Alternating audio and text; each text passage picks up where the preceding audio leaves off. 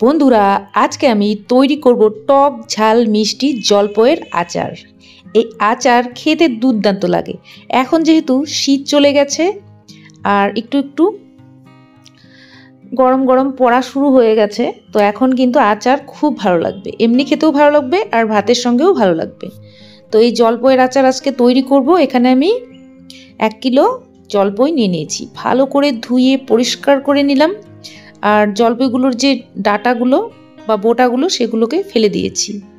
এখন একটা বড় পাত্রের মধ্যে দিয়ে এর মধ্যে পরিমাণ মতো জল দিয়ে বসিয়ে দিলাম চুলায়।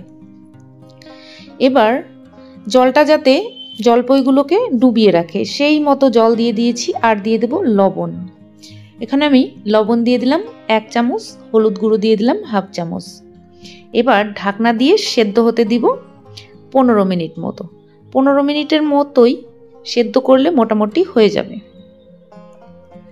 15 মিনিট পর ফিরে আসলাম আর এখন ঢাকনাটা খুলে একটু চেক করে নেব। চেক করার কিছুই নেই, জলপাইগুলো পুরো ফেটে গেছে আর এতেই বোঝা যাবে যে জলপাই সেদ্ধ হয়ে গেছে। এখন চুলার আঁচটাকে বন্ধ করে দিলাম আর এটাকে ঠান্ডা করে নেব। ততক্ষণে আমি মশলাটা তৈরি করে নিচ্ছি। মশলাটা তৈরি করার জন্য এখানে নিয়ে নেব 5টা মতো শুকনো লঙ্কা, 1 চামচ মতো পাঁচফোড়ন, 1 চামচ গোটা জিরে, 1 চামচ গোটা ধনে। বাস এই কয়েকটি মশলাই আমি ড্রাই রোস্ট করে নেব। আর এই মশলাটা ড্রাই রোস্ট করার জন্য আমি বসিয়ে দিলাম একটা ফ্রাইং প্যান। প্রথমে লঙ্কাটা দিয়েছি, লঙ্কাটা দিয়ে একটু নেড়ে চেড়ে বাকি মশলাগুলো এর মধ্যে দিয়ে দিলাম। এবার চুলার আঁচটা একদম স্লো করে দিয়ে একটু নেড়ে চেড়েই মশলাটাকে ভালো করে ভেজে নেব। হালকা একটু ভেজে নেব যাতে কালো না হয়ে যায়। মশলাটা হয়ে গেছে, একটু নাড়িয়ে চাড়িয়ে চুলার আঁচটা বন্ধ করে কিছুক্ষণ রেখে দেব। ঠান্ডা হয়ে গেলে গুঁড়ো করে নেব। এদিকে দেখো জলপাইও ঠান্ডা হয়ে গেছে। এখন এটা ম্যাশ করে নিতে হবে। ম্যাশ তোমরা ম্যাশার দিয়েও করতে পারো, তবে হাত দিয়ে করলে বেশি ভালো হয়। খুব মিহি করার দরকার নেই, একটু দানা দানা অংশ থাকলে খেতেই ভালোই লাগে। হাত দিয়েই করব, তোমরা চাইলে ম্যাশার দিয়ে করতে পারো। তো দেখো আমি আধ ভাঙা করে সবগুলো জলপাইকে ভেঙে নিয়েছি। বীজটা তোমরা চাইলে রেখেও দিতে পারো, বাদও দিতে পারো। এখন চুলায় একটা কড়াই বসিয়ে দিলাম আর কড়াইটা গরম হতে দিয়েছি।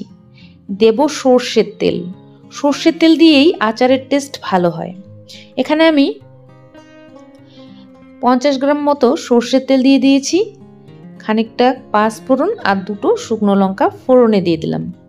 এবার হালকা একটু নেড়ে যখন একটা সুন্দর ফ্লেভার বেরিয়ে আসবে তখন আমি আচারটা তৈরি করে নেব।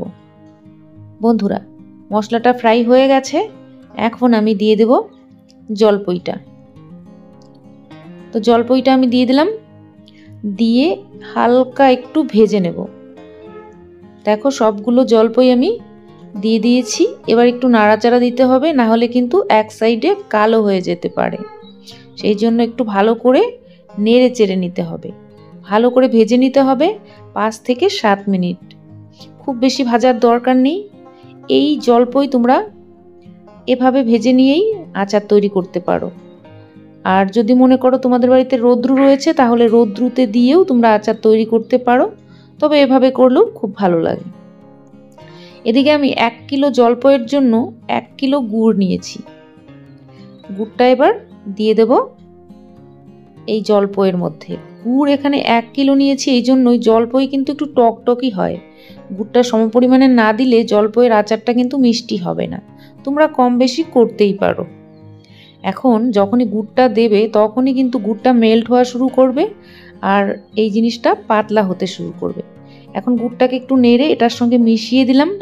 এখন চুলার আঁচটাকে হাই করে দিয়েছি আর দিয়ে দেব 1 চামচ মতো লবণ। এখানে তোমরা নর্মাল লবণও ব্যবহার করতে পারো, বিট লবণও ব্যবহার করতে পারো। এবার লবণটা দিয়েও নাড়াচাড়া দিয়ে দেব। তো দেখো জল দিয়ে পুরো ঢেকে গেল, কেননা গুড়টা মেল্ট হয়ে যাচ্ছে, এই জন্যই পাতলা হয়ে যাচ্ছে। আর এই পাতলা হওয়ার ফলে কি হবে, জলপাইটা এই জলের মধ্যেই সেদ্ধ হবে। এখন এটা চুলার আঁচটা হাই করেই একটু নেড়ে নেড়ে রান্না করে নিতে হবে মোটামুটি 10 থেকে 15 মিনিট। এতে করে গুড়টাও টেনে যাবে আর জলপইটাও সুন্দরভাবে সেদ্ধ হয়ে মিষ্টি হয়ে যাবে। এখন আমি এর মধ্যে দিয়ে দেবো কিছুটা ভিনিগার। ভিনিগারটা এই জন্যই দেবো, এতে করে প্রিজারভেটিভের কাজ করবে। প্রিজারভেটিভ না দিলে খুব বেশি দিন তোমরা এটা ঘরে রাখতে পারবে না। যদি ভালো করে আচারের পাক আসে তাহলে আচার দীর্ঘদিন ঘরে থাকবে, আর সঙ্গে যদি তোমরা ভিনিগার দিয়ে দাও তাহলে আরও অনেক দিন ঘরে থাকবে। প্রায় 1 বছরেরও বেশি তোমরা এটা ঘরে রেখে খেতে পারবে। তো দেখো জলটা কিন্তু এখন মোটামুটি টেনে যাচ্ছে আর বয়েলও এসে গেছে। শুধু একটু তলানিটা মাঝে মধ্যে নেড়ে দিতে হবে, না হলে হুট করে লেগে যেতে পারে তলানিটা। তো এইভাবে নেড়ে নেড়ে রান্না করে নিলাম আমি 5 মিনিট মতো। তো দেখো অনেকটা ঘন হয়ে এসছে আর কালারটাও চেঞ্জ হয়ে লাল হয়ে গেছে। এখন কিন্তু অনবরত নাড়াচাড়া দিতে হবে, না হলে কিন্তু ছট করে তলানিতে লেগে যেতে পারে।